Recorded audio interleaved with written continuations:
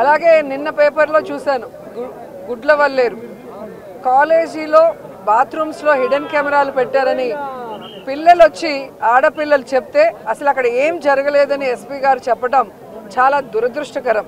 ఈరోజు 300 మంది పిల్లలు ఈరోజు న్యాయం కావాలంటూ ధర్నా చేస్తుంటే ఇప్పుడు విచారణ చేస్తామని దిగిరావటం అనేది మనమంతా కూడా గమనించాల్సిన విషయం.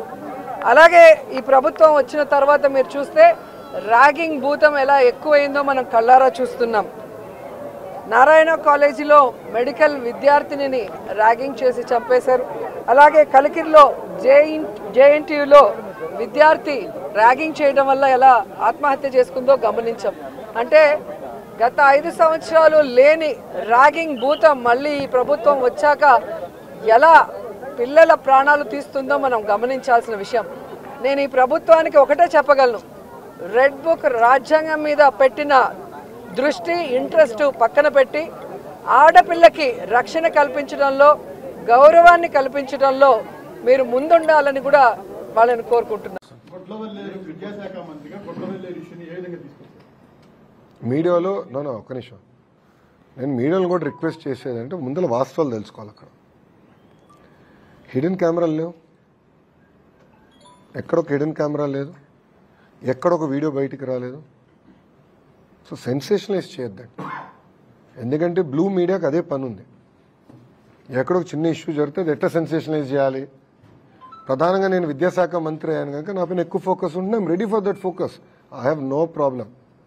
కానీ వాస్తవాలు తెలుసుకుని మీరు ఏంటి, నేను కాదండి. కానీ అక్కడ ఒక హిడెన్ కెమెరా లేదు, ఒక వీడియో లేదు, కావాలని రచ్చ చేస్తాం, కరెక్ట్ కాదు. అది నంబర్ 1.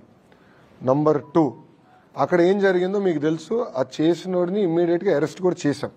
దెర్ ఇస్ సమ్ ఒక 3-4 మధ్యలో జరుగుతున్న వివాదం, అది వాళ్ళు అరెస్ట్ చేశాం.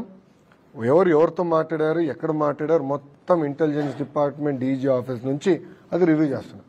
బట్ హిడెన్ కెమెరా అనేది ఎక్కడ లేదు.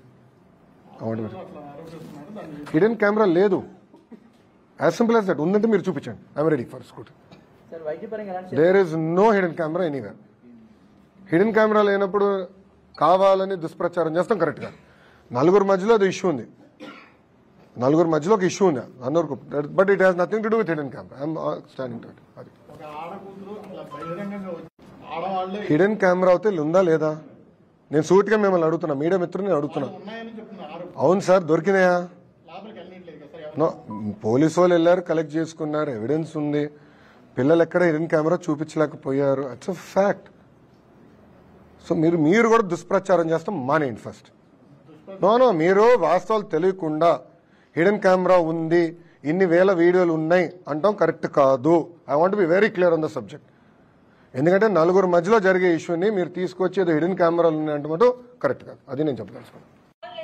హిడెన్ కెమెరా ఉందా? కెమెరా చూపించు, కెమెరా చూపించు తమ్ముడు, కెమెరా చూపించు సాయి, కెమెరా చూపించు. Show me the camera Sai. Light bulb పట్టుకునేది హిడెన్ కెమెరా అంటే ఎట్లా సాయి నువ్వు? Boss, very simple. ఒక్క నిమిషం, కావాలని డైవర్ట్ చేస్తున్నాడు. I want answer the question. కావాలని అడిగాడు, నేను సమాధానం చెప్తాను. వాళ్ళలాగా పారిపోయే బ్యాచ్ కాదు, వాళ్ళలాగా పరదాలు కట్టుకుని తిరిగే బ్యాచ్ నేను కాదు, వాళ్ళలాగా పరదాలు కట్టుకుని తిరిగే బ్యాచ్ కాదు, వాళ్ళలాగా పారిపోయే బ్యాచ్లు కాదు, వాళ్ళలాగా దుష్ప్రచారం చేసి పారిపోం. సొంత బాబాయిని లేపేసి మా పైన ఆరోపణలు చేశారు. హిడెన్ కెమెరా ఇప్పుడు వాళ్ళకి కావాలని ఆరోపణలు చేస్తున్నారు. ఎక్కడుంది హిడెన్ కెమెరా? Straight question. ఎవరొకరు నాకు చూపించండి hidden camera, then I will take action. No questions on it, straight. అరే లైట్ బల్బ్ పట్టుకుని హిడెన్ కెమెరా దాంట్లో ఉందంటే ఎట్లా స్వామి?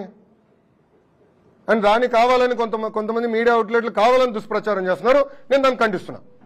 వాస్తవాలు తెలుసుకోండి, I will stand for it, I will take action. ఎందుకు తీసుకోనండి? అక్క చెల్లెలు చెప్తే నాకు బాధ ఉండదా? భలే చెప్తారు మీరు. అరే జగన్ లాగానే చెల్లి అక్క ఇద్దరు చెల్లిని మెడబెట్టి నేను బయటికి ఎంటేలేదే, తల్లి నేను బయటికి ఎంటేలేదే, మళ్ళా నాకు తెలీదా బాధ, ఆవేదన? సో మీరు దయచేసి వాస్తవాలు తెలియకుండా ఆరోపణలు మటుకు నా పైన చేయొద్దండి. I want be very clear on the subject please. ఏదన్నా చాలా ఉన్నాయి కదన్నా. ఇప్పుడు మద్యం కేసు ఉంది, ఇసుక కేసు ఉంది, సినీ నటి కేసు ఉంది, భూ అక్రమాలు పెద్ద ఎత్తున వాళ్ళ బ్లూ మీడియా మిత్రుల విలేకరుల పేర్ల పైన కూడా మార్చుకునే ఉన్నాయి. అయినా బయట పెడతా మొమాటలు ఏం లేదు. ఆయన తప్పుదారి పట్టించడానికి ఇది చేశారు. నేను నేషనల్ మీడియాతో కూడా అడిగా, ఇప్పుడు మీరు హిడెన్ కెమెరా అన్నారు, ఎక్కడొచ్చిందంటే లేదు అక్కడ ఎవరు ఇచ్చారు అంటే వైకాపాలు పంపించారు, దొరికిపోయింది, ఏదో అయిపోయిందని. ఎక్కడుందంటే ఎక్కడ ఎవరు తెలియదు, కెమెరా ఎక్కడుందో ఎవరు తెలియదు. వీడియోలు ఇప్పుడు 3000 వీడియోలు బయటకు వచ్చినాయి అంటున్నారు, 3000-2000 వీడియోలు బయటకు వచ్చినారు. ఎక్కడుంది వీడియో అంటే ఎవరు చెప్పట్లా. ఒక వీడియో ఎవరి చేతులు ఉందో లేదు. ఆ పిల్లల ఫోన్లు అన్ని కాన్ఫిస్కేట్ చేసాం, all phones have been confiscate. ఒక వీడియో లేదు. దానికి ఎట్లా సమాధానం చెప్తా నేను? ఇష్యూ జరిగింది కరెక్ట్, నలుగురు మధ్యలో అది ఇష్యూ ఉంది.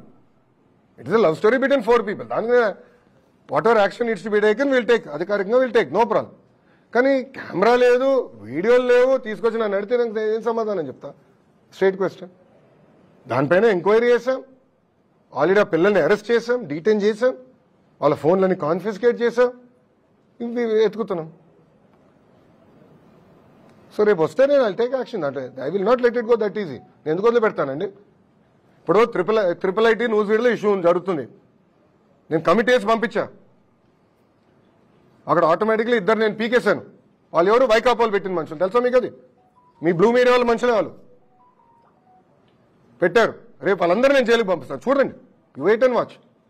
పిల్లల ఆరోగ్యంతో ఎవరైతే చెలగాటాడో వాళ్ళందరూ జైలుకి వెళ్తారు. You wait and watch. నేను ఎందుకు వదిలి పెడతాను అంత ఈజీగా? నేను విద్యాశాఖ మంత్రిగా నాకు ఉండదా బాధ? వాళ్ళు నా బిడ్డలు కదా, నేను ఎందుకు వదిలి పెడతాను? గ్యారెంటీగా రేపు పంపిస్తాను. నేను రాత్రి నాకు రిపోర్ట్ వచ్చింది, నేను రాత్రి 7 ఈ గొడవలో కూడా నేను ట్రిపుల్ ఐటీ ఇష్యూని వదిలిపెట్టలా.